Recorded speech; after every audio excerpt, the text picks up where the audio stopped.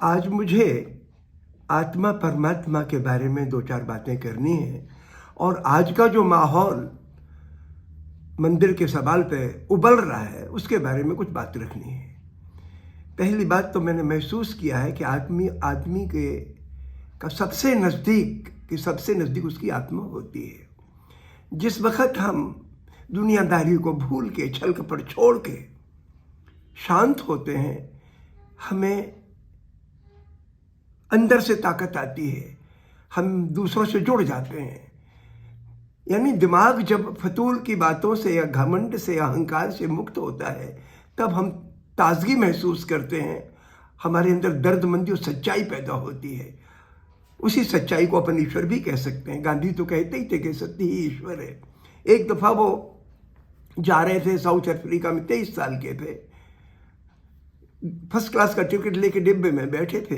एक अंग्रेज आया, उसने देखा कि ये कहाँ हिंदुस्तानी आदमी, तो वो बुला के लाया सिपाही को, उसने धक्का मार के गांधी को नीचे गिरा दिया।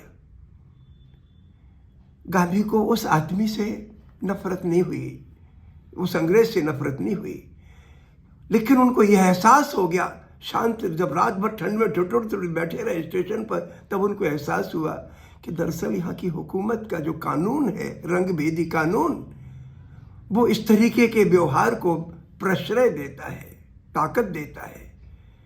लिहाजा हमें लड़ाई तो हुकूमत से लड़नी है, आपस में नहीं लड़ना है। हमारा कोई बैर नहीं आदमी से।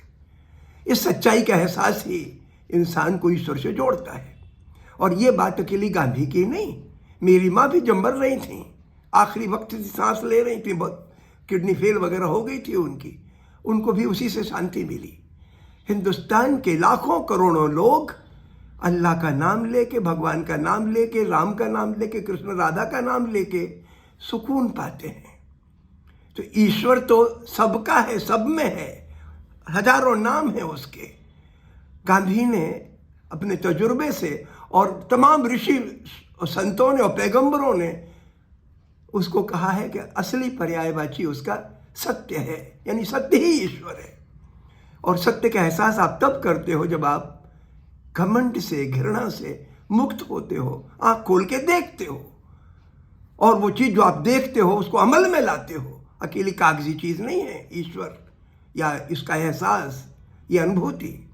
लेकिन आजकल जब मैं पर्चे बांट रहा था, मेरे पर्चे में लिखा था, टाइटल ही था उसका, राम सच पर चलने की और कष्ट सहने की शक्ति दो। तो मैं जब कुछ दुकानदारों से मिला, उनका जो मैंने रिएक्शन देखा, वो समझ के बड़ी नफरत, तो आप भड़का रहे हो, आपसे बर्दाश्त नहीं होता हिंदुओं का आगे आना, ऊंचा उठना। यानी इन शब्दों के पीछे न केवल इन दुकानदारों की बल्कि हिंदुस्तान के वो तमाम लोग जो अयोध्या के मंदिर के उद्घाटन पर उत्तेजित हैं, आप जरा उनकी इस उत्तेजना के पीछे झांक के तो देखो, उनकी सच्चाई तो देखो और अपनी सच्चाई भी देखो। अगर आप देखेंगे तो आप पाएंगे कि इसमें सिवा इस भेदभाव के कि राम अलग, अल्लाह अलग, मुसलमान अलग, हिंदू अलग, और अपनी अथॉरिटी जतानी, इसके अलावा कोई भावना नहीं है। आप भले इसको नाम भक्ति का दे दो, भले ही नाम इसके लिए राम समर्पण का दे दो, लेकिन सिवा जुनून के, सिवा घमंड और अहंकार के इसमें है क्या? मैं बहुत संभल के बात करता हूं कि कहीं इसमें, क्योंकि अगर हुजूम में लाखों लोग जा रहे हैं तो हो सकता है 10-20 लोग भले भी हों, उनका दिल ना दुख जाए, इसलिए मैं बहुत संभल के बात करता हूं। लेकिन उन्माद इस तरीके का उभर चुका है। कल मैं दिल्ली यूनिवर्सिटी में पर्चे बांट रहा था और मैंने करीब 350-400 पर्चे बांटे। तो मैंने देखा कि कुछ रिक्शे वाले, उनके ऊपर वो भगवान राम का झंडा लगा दिया।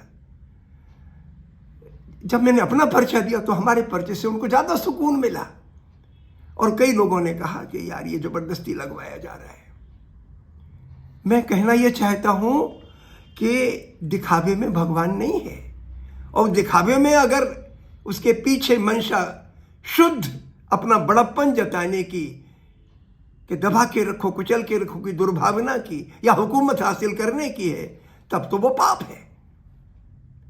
राम ने रामायण में कहा कि जो आदमी शिव यानी शंकर भगवान का द्रोही है और मेरे लिए मेरा अपने आप को भक्त कहता है, वो बड़ा पापी है।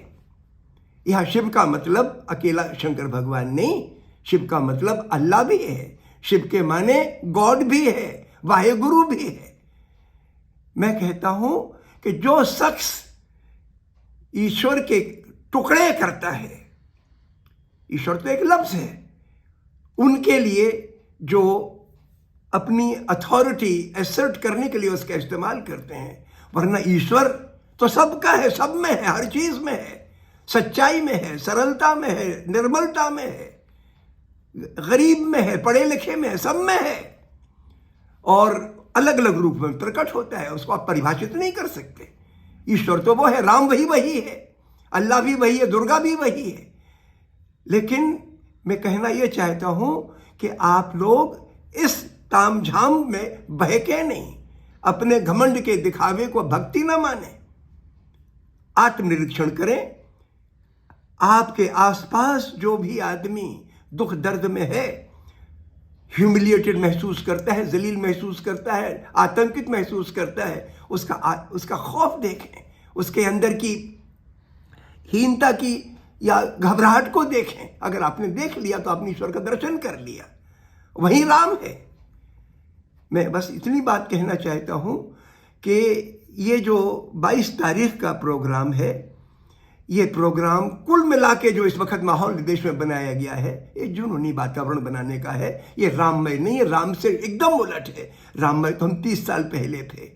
और फिर ये अयोध्या का जो आंदोलन चला 30 बरस, किस चीज में से उपजा वो आंदोलन? फरेब में से उपजा, सत्ता की लालसा में से उपजा, हिंदू मुसलमान को जुदा जुदा कहने में से उपजा, राम और अल्लाह का खांचे बांटने में से निकला। वो हमें रोकने की जरूरत है।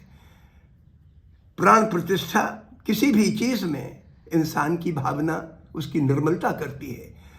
आपने जो वहां बनाया उसका पूरा बैकग्राउंड ही घृणा और घमंड पर आधारित है, तो उसके बारे में तो मैं कुछ क्या कहूँ। जिसको जाना है जाए, जिसको नहीं जाना है मत जाए। लेकिन आप अपने भीतर अपने दिल को साफ करें, ताकि आपके दिल में सच्चाई प्रकट हो, ईश्वर प्रकट हो।